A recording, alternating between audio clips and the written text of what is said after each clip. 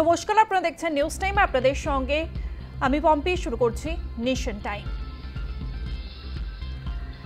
22শে April এই দিনটি ইতিহাসের পাতায় কালো দিন হিসেবেই বর্ণিত থাকবে। 22শে এপ্রিল মঙ্গলবার 2025 সালে ঠিক যেভাবে দুপুরবেলা জঙ্গি হানার ঘটনা ঘটল, সেই জঙ্গি হামলায় বেছে বেছে শুধুমাত্র হিন্দুদেরকে খুন করা হলো, তারপরেই গোটা দেশ জুড়েই তীব্র নিন্দা। তবে এতটা সহজ হলো কিভাবে জঙ্গিদের কাছে? কিভাবে জঙ্গিরা এলো, বেছে বেছে শুধুমাত্র হিন্দুদের খুন করলো? যখন বেছে বেছে হিন্দুদেরকে খুন করা হচ্ছে সেটাও তো যথেষ্ট সময় সাপেক্ষ। এর আগেও আমরা যখন দেখেছি জঙ্গি হামলার ঘটনা ঘটেছে, সেখানে কোনো রকম ধর্মীয় ভেদাভেদ ছিল না, তারা শুধুমাত্র হামলা চালিয়েছে এবং একাধিক প্রাণ গিয়েছে। তবে এক্ষেত্রে তারা উপত্যকার উপরে উঠলো, যেখানে পাহাড়ি এলাকা এবং চড়াই উতরাই রাস্তা, যথেষ্ট কষ্টকর সেই রাস্তা, সেখানে এলো, খুন করলো, তারপরে তারা চলে গেল।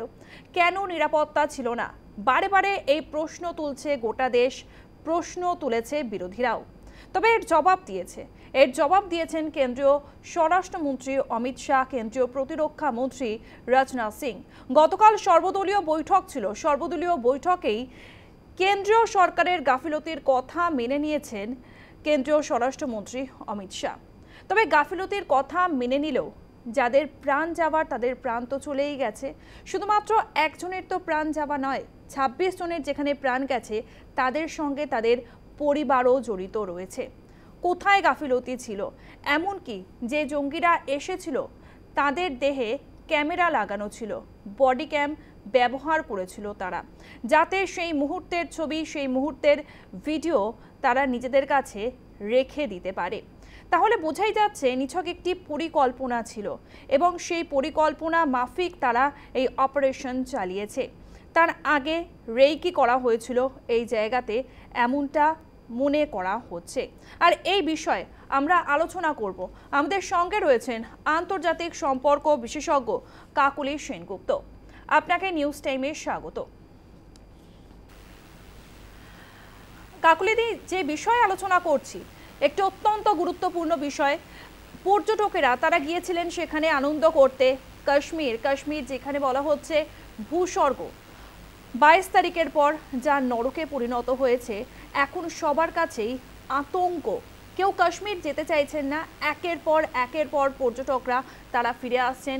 হোটেলে যারা বুকিং করেছিলেন আগামী দিনে কাশ্মীরে যাওয়ার জন্য, সমস্ত হোটেল বুকিং ক্যান্সেল হয়ে গিয়েছে।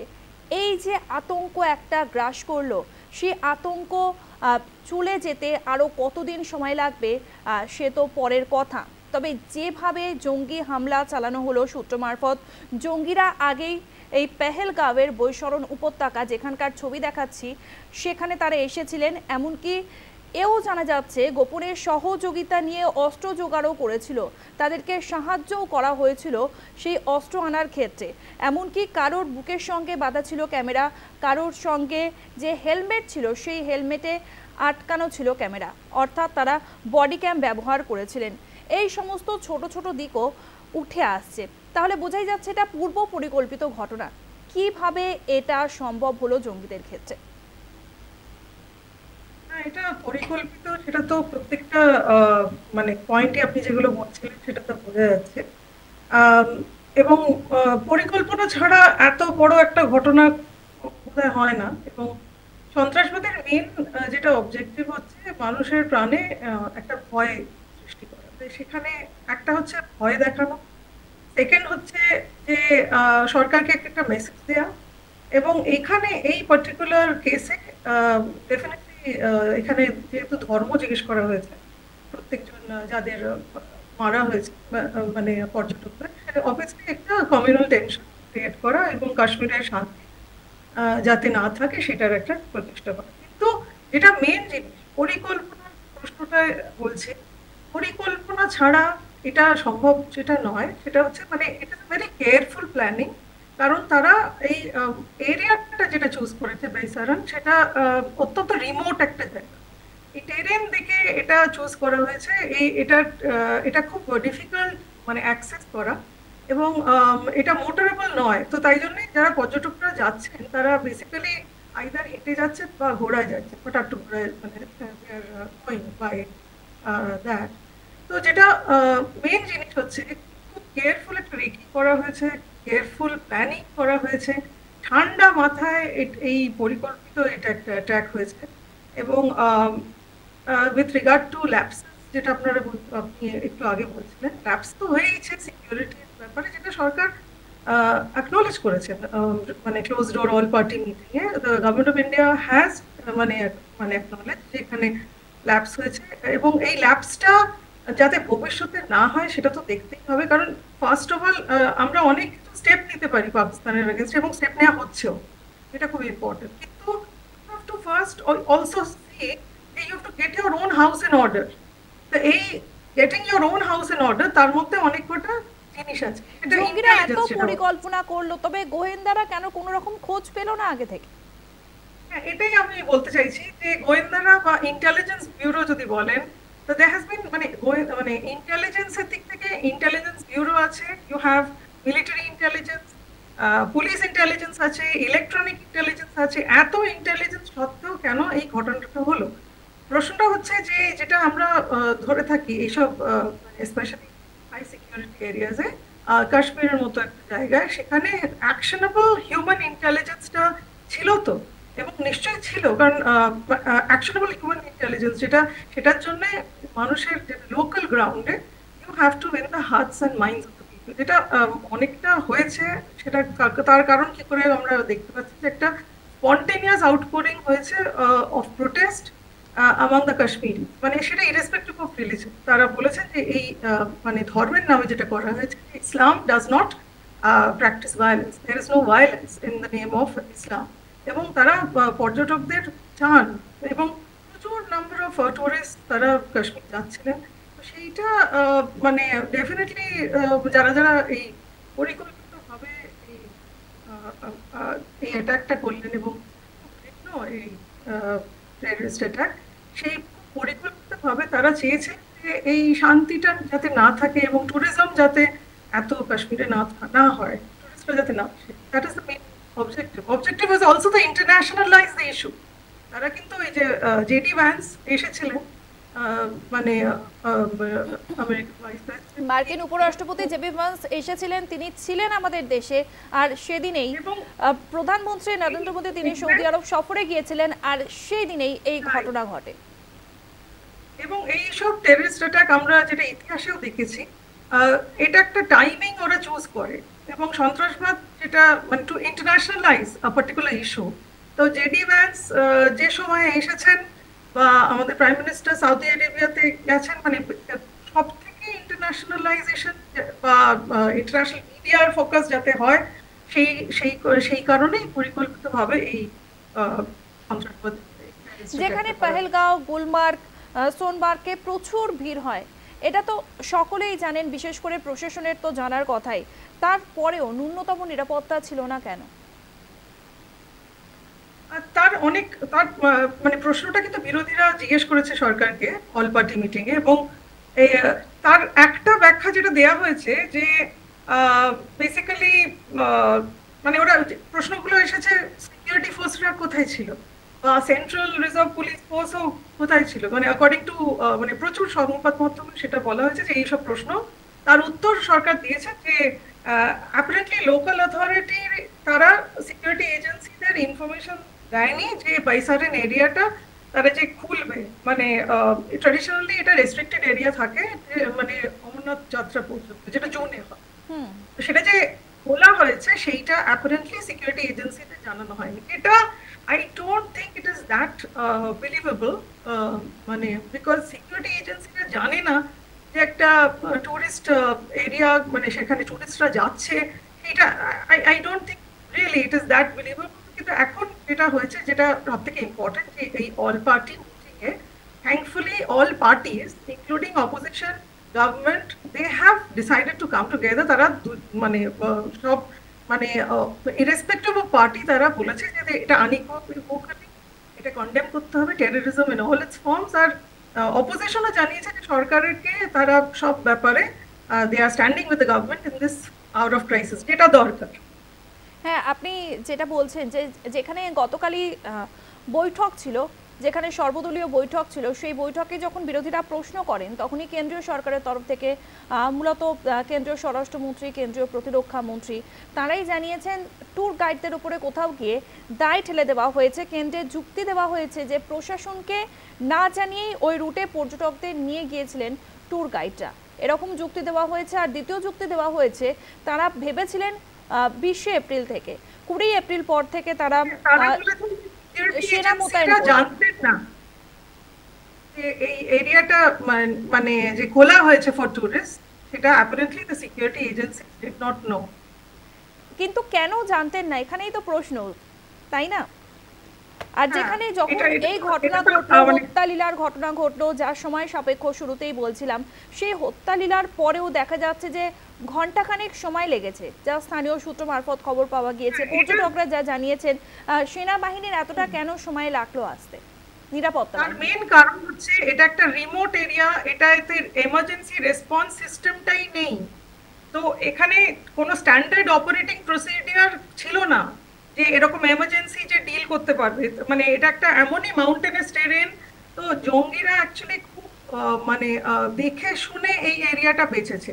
প্রথম আরেকটা জিনিস যেটা এই কারণ হয়েছে, টুরিস্টদের খুব একটা এই এরিয়াতে আগে অ্যাটাক করা হয়নি, তো they were not very much prepared for that is number one. আরেকটা মেইন কারণ হচ্ছে এটা একটা 45 মিনিটের আপহিল ওয়াক এই রিসোর্টে যাওয়ার জন্য, তো ইট টেকস অ্যারাউন্ড 45 মিনিটস। তো সিকিউরিটি ফোর্সের ওখানে যদি কোনো স্ট্যান্ডার্ড অপারেটিং প্রসিডিওরই না থাকে to handle with such emergency, obviously তাইলে সময় লাগবে না। এটার কোনো জাস্টিফিকেশন নেই ঠিকই, কিন্তু এই ল্যাপসেস গুলো ধরা পড়েছে এবং এই ল্যাপসেস গুলো যাতে ভবিষ্যতে না হয় সেইটা আমাদের মানে স্টেটকে দেখতে হবে। অবশ্যই অবশ্যই ভবিষ্যতে যাতে না হয় সেদিকে তো প্রশাসনের নজর থাকবেই, কেন্দ্রীয় সরকারের নজর থাকবে। আমরা এই বিষয় নিয়ে আরও আলোচনা করব। নিরাপত্তায় কোন কোন দিকে গাফিলতি ছিল, কোথাও গিয়ে কি স্থানীয়দের সাহায্য পেয়েছিলেন জঙ্গিরা, এই বিষয়টিও আমরা আলোচনা করব। তবে এখন সময় একটা বিরতির। পেহেলগাঁওয়ে জঙ্গি হামলার ঘটনার পরে আমরা দেখেছি একের পর এক ভিডিও সামনে এসেছে। এছাড়াও আমরা খবরে দেখেছি যেখানে দেখা যাচ্ছে স্থানীয় বাসিন্দারাই মূলত সাহায্য করেছেন পর্যটকদের। কিভাবে তাদেরকে সাহায্য করেছেন সেই সমস্ত ভিডিওতে আমরা দেখেছি। তারা বলা যেতেই পারে হচ্ছে যে স্থানীয় বাসিন্দা যারা তারা যান প্রাণ দিয়ে দিয়েছেন। এছাড়াও আপনারা জানেন যেখানে ঘোড়া চালক ছিলেন আদিল, তিনি একজন মুসলিম ছিলেন, কিন্তু তিনি চেয়েছিলেন যে পর্যটকদের যাতে প্রাণ বাঁচে এবং তাকে শেষ পর্যন্ত গুলিবিদ্ধ হতে হয়, মৃত্যুর কোলে ঢলে পড়তে হয়। যে 26 জনের মৃত্যু হয়েছে সেই 26 জনের মধ্যে একমাত্র মুসলিম আদিল। তারপরেও একটি প্রশ্ন উঠছে, কি প্রশ্ন উঠছে? যেখানে এত বড় হামলা চালালো জঙ্গিরা, প্রায় বলা যাচ্ছে 5 থেকে 6 জন এসেছিল, 4 জন জঙ্গির ছবি প্রকাশ্যে এসেছে, স্কেচ আপনাদেরকে দেখিয়েছি।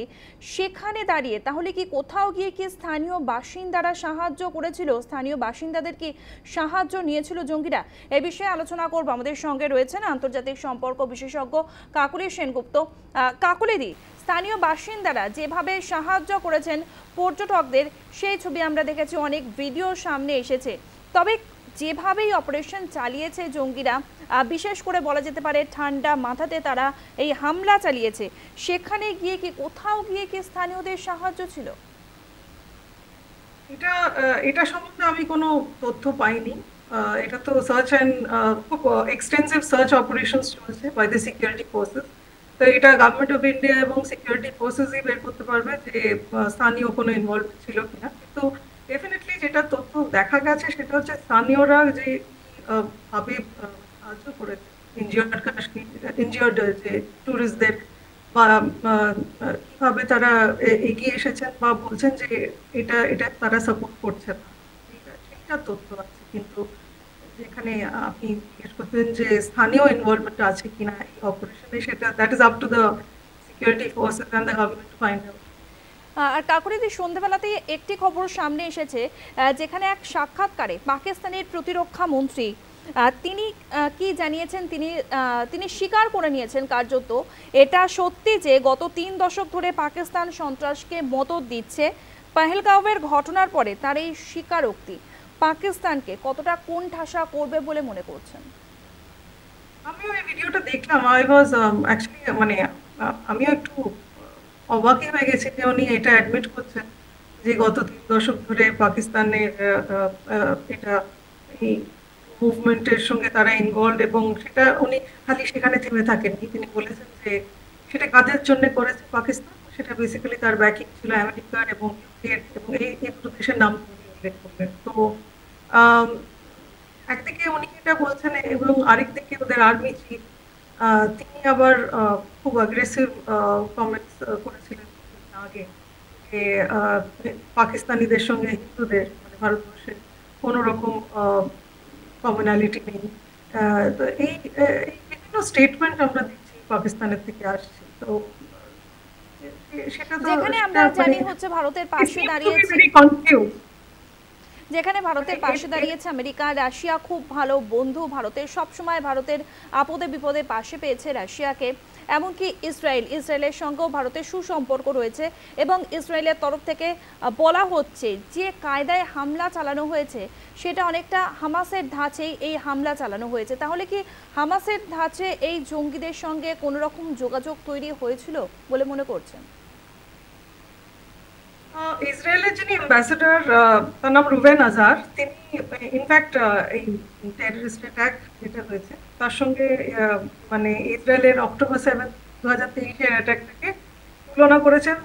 তার কিছু ব্যাখ্যা উনি দিয়েছেন। উনি বলেছেন যে যেমন এখানে ইনোসেন্ট টুরিস্টরা তাদের ভেকেশন পেহেলগামে এনজয় করছিলেন, তেমনি ইসরায়েলেও মানুষ একটা মিউজিক ফেস্টিভ্যাল সেলিব্রেট করছিল। তো মানে কিছু সিমিলারিটি উনি দেখছেন বিটুইন পেহেলগাম অ্যাটাক আর ইসরায়েল অ্যাটাক, এবং ওনার বক্তব্যে উনি স্টেটমেন্ট ইনফ্যাক্ট আজকে দিয়েছেন যে these terrorist groups are inspiring each other.